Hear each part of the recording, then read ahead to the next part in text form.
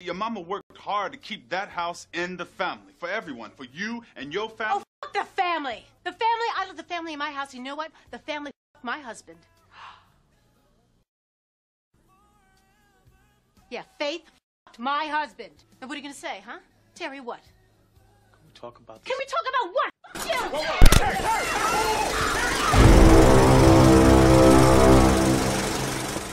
Check it out.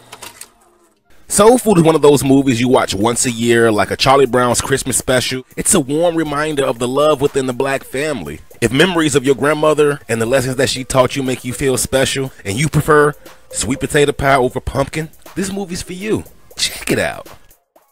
If you're new to the channel, subscribe to become a hood figure. That way you can recommend what movies I should do next. But for now, check it out. What's it about? The solidarity of a black family after their matriarch passes. How they attempt to thrive and continue traditions while facing financial debt, sibling rivalry, and jealousy. Check it out. Check it out. Characters. Big Mama Josephine Joseph is matriarch of the family and its solid foundation. Mother of 3 beautiful daughters, she's the example that they live by. Brilliant, compassionate, strong, and caring. Big Mama Joe comforts all and curses none. She wants nothing more than our bellies and hearts filled with love and memories. She's easily the glue binding the family together, to the extent that her hospitalization damn near threatens the family unit. What I appreciate most about her was how she reminded viewers how the success of the family was both hers and her husband's. Terri and Miles, they're both lawyers. She's slightly bougie and on her second marriage. He's transitioning from lawyer to professional musician. He wants Terri to be more involved, but she's a workaholic. Terri has all her mother's intelligence, but none of her compassion and warmth. Living in luxury, she has everything without having nothing. In Terry's eyes, Miles is a failing musician in a band wasting his money and time, but it makes him happy. And actually, it's a pretty good band. They got Casey and JoJo, Babyface, and his 2 brothers. But anyway, when she's not working, she's throwing shade, flaunting her money around like she's better than her sisters. Maxine and Kenny are parents of Kelly and Ahmad. Maxine is Big Mama Joe's middle child and her strongest and toughest. Maxine is the sister that's always ready to go, like TTG. She's married to Kenny. They met when they was younger. Kenny's alright once you get to know him. The deal with him is he used to date Terri, but now he's a family man. Kenny and Maxine are expecting their 3rd child and have the most in common with Big Mama. Bird and Lim. They're the youngest couple in the movie. Bird is the baby girl. Her real name is Robin. Lim is literally out on his last limb right now when it comes to opportunities. He's an ex-con that accepted and is accountable for his past. He loves Bird and just wants the chance to prove himself. Bird, observing the examples of her mother and sisters, she became an entrepreneur with the help from a loan from Terri. Bird and Lim are newlyweds on their way to starting their own little family. Ahmad is Big Mama Joe's favorite grandson, also her only grandson. Although among the youngest, he has the biggest heart. We see much of the film through his perspective, probably because he's the most innocent. His parents are Kenny and Maxine, and like them, he values the importance of Big Mama Joe's house and what it represents and means. It's Ahmad that makes it his mission to fulfill his grandmother's wishes, ensuring her legacy endures. Faith is Big Mama's sister's daughter, making her Big Mama's niece. Word is, she belonged to the streets. She was a stripper and wannabe video vixen. The sisters give her a lot of side eye because Faith borrowed money from Big Mama and never paid her back. Not to mention she opened up credit cards in Big Mama's name. If every family has a black sheep, Faith is this one's. She's no one's favorite because she takes advantage. But she has nowhere to stay, so Terri lets her stay with her and Miles, since they're doing the best financially and have the most space. Reverend Williams? Creepy ass. Reverend Williams is the fill-in for the sister's father. Reverend Williams is a touchy grabby type. He don't mean no harm. He's just an innocent, excited old man and the constant presence of beautiful women. So I kinda get it. Samuel was a skeleton in Bird's closet. Her old boo thing that still think he can smash. Putting it lightly, he has a way of getting under your skin. What is he, a wedding crasher? Who invited that dude? Uncle Pete was the definition of leave me alone. We all got that family member who don't want to be bothered. In reality though, I think he maybe had a condition. Their father asked Mama Joe to take care of him before he died, so she holds him down. Check it out. What I see? Soul food is set in my hometown of Chicago, where a lot of Southerners ended up after the great migration of the 20th century. Wasn't much of a choice. The option was work in the factory in the north making twice as much, or continue working as a former slave, making minimal. On Sundays, dinner in most black American households was special because traditionally, it was a time for rest and communion. If I'm being honest, it was a time for slaves to bring their scraps together to make a decent meal. Otherwise, you're eating an ingredient as an individual rather than a meal as a family, while finding levity to enable survival. These moments and meals were important for reinforcing common values and providing opportunities for knowledge from wise elders. Their purpose has always been to remind attendees they're not alone, and in some way, we're family. In the film, every Sunday dinner, the whole family is involved. Even with the absence of their father, Reverend Williams, as surrogate patriarch, is happily present to provide a balance and anchor masculinity. Because this movie showcases the strength of black women. From Big Mama Joe raising 3 independent women and supporting her disabled brother after her husband died, to Bird, who's a business owner, Maxine, a stay-at-home mother of 2 kids, and Terri, a successful lawyer. What I see in theory is each daughter represents a third of their mother's characteristics. All 3 are loyal, can cook, and for the most part love their mate. But where they differ seems to would have reflected Big Mama Joe and her husband's focus at the time. For example, Terri shows us how important education was to them. When Maxine was born, possibly the attention towards education was split to condition family-centric values, and Bird displays the natural progression of entrepreneurship. Something implied by Big Mama when reminiscing about a time when their father messed up some money, saying, "You gotta do what you gotta do." Low-key, this movie is food porn. As delicious as most of the food probably was, it was them sweets that did it for Big Mama Joe. You can switch from lard to peanut oil, X out the pork, add more vegetables, but them sweets ain't met your feats. Check it out.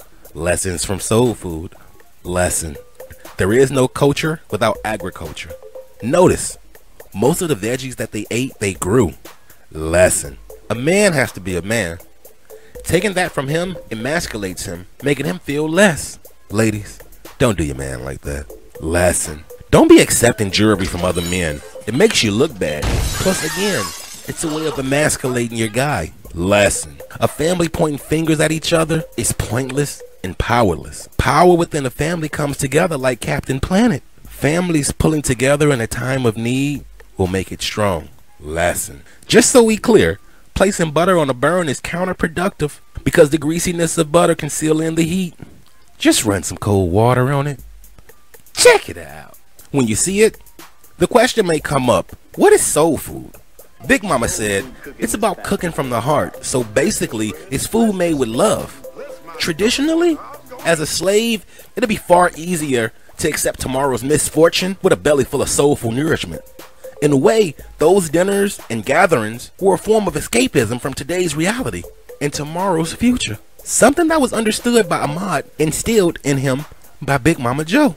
That's why they felt continuing the tradition of Sunday's dinners would assist in mending the family. The soul food is the remedy for all who eats and shares pain, healing you in the process, if you allow it, you know. Ideally, it's the most supportive time to be open because eventually, as Big Mama Joe says, everybody makes a bad decision. When it's your family, you pick up where they might have fallen off. We don't judge, we love, which is what family is all about. The movie Soul Food is a relatable classic for how it mirrors so many of our families, making us reflect on our own shortcomings.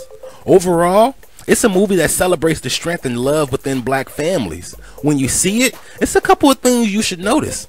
First, Uncle Pete's refusal of Bird's food is an analogy of the breakdown of the family. Again, those Sunday dinners wasn't about one person. It represented all his nieces. The only thing good on his plate was probably Bird's specialty. And while you got me talking about Uncle Pete, the second thing you should notice is I'm almost sure he had Alzheimer's or dementia. When he's first mentioned, he seems agitated, but really his irrational behavior is excitement for Sunday meals, not aggression. In the movie, only God knows how long he's been staring at a blank screen, not having a care in the world, possibly witnessing Big Mama slip bills in the back. Whatever was going on with him, because he's her brother, she was committed and loyal to the family bond they shared, not dismissive. Which is why seeing Uncle Pete at the end feels so good, because it shows that lesson wasn't lost on them. He could have ended up in a facility. My third observation may be an unpopular opinion, but Terry's attitude is justified. Think about it. Maxine stole her man, practically doing the same thing to her as Faith and Miles. She's constantly guilt-tripped into paying for stuff. They make fun of her because she's only good at making cornbread, and it's rubbed in that she's on her second marriage. Knowing that, I kinda get why Terry be tripping. She should have been seen as Big Mama's lieutenant. I mean, she's the most successful, disciplined, and focused. Doing the vote for Sunday dinners, her own husband didn't even side with her. She may have the wrong attitude, but she's right. Just as her decision to get Liam beat up by cousin Blanche. Fourth, Max is the real hater. That's my son y'all hear in the background. In the sibling rivalry between her and Terry, even though Max is the closest emulation of Big Mama, something that they both wish to achieve, what Max wants more is the freedom and respect that Terry has. Terry's upward mobility grants her financial freedom and leadership, but leaves her cold and empty, making her want what Max has. That's a trip. Bird doesn't try to be like Big Mama. It's her sister she patterns herself after. That's why she's a shop owner slash professional like Terry, and ends up expecting a baby like Max, fulfilling Big Mama Joe's premonition of fish. The fifth and final thing I noticed was Bird and Liam both made the same mistake of omission. Liam gets fired from his job, decides not to tell Bird, instead confining in Kenny, concluding together that it's better not to inform Bird because the perceived perception of a broke black man. Bird's omission is equally devastating. Negotiating dinner with her ex for her partner's benefit just sounds sketchy at best. That's why it's recommended not to use your ex to get your new boo thing something. And even highly recommended above that is simply communicating to avoid these type of lies of omission. Check it out. The beauty of this movie resonates with black people in a special way. In Big Mama Joe, many of us can see our own grandmother. What soul food shows us the most is how the power of good food can create open communication and provide togetherness. For the family, the preparation of the food is the vehicle for love. Big Mama's house is the foundation for her legacy. The money in the home is what secured her memory. For whenever times get rough, they have a place to come together. Through Big Mama Joe, we also learn the benefit of optimism, and how with real couples, when one falls, the other doesn't trip. She taught us to understand tripping on setbacks only dilutes dignity, and that's not what family does. Something to consider is, in families it's levels, when it really should be like departments. Levels make you feel like someone's above you or below you. Departments show you that everyone's equal, yet different, just as most families are. This was a tough review for me because it kept making me think of my own grandmother who passed years ago. But if you had a black grandmother like mine, I mean, you feel me? If you still got your grandma in your life, hug her one time for me. In the meantime, I hope you're taking care of yourself, choosing wisely. As always, I'm Fox. This is Check It Out. I appreciate you for watching. All you hood figures, my son wants to let you know, you get two things every day, a chance and a choice. I hope you choose wisely out there. I appreciate all you all for watching. It's love, it's peace. Take care of yourself. I'm out. Hey yo, let me hit you with these extras. Big Mama Joe is the serious version of the same character both Martin Lawrence and Tyler Perry turned into cash cows. Samuel is telling the truth, however offensive it may come off. The white man ain't gonna do it. Sooner than you think, it's gonna be your responsibility to help another brother just like I helped you. I think by accident, this film may have highlighted the social economic benefits of having two parents. I would submit for your approval that because they had both parents, each sister started off in the working class status, just as Bird did. Max is lower middle class, and Terry is one step away from being a capitalist, living the upper middle class lifestyle. Just a thought, I'm saying. FYI, a stroke killed Big Mama, not diabetes. Who is your favorite sister in the movie? Is lying for a good reason acceptable? And if you ever had a Big Mama type in your life, what's your most favorite dish that they ever prepared for you? Hey yo, it's Love. I'm Fox. This is Check It Out. All I want you to do is choose wisely. I'm out.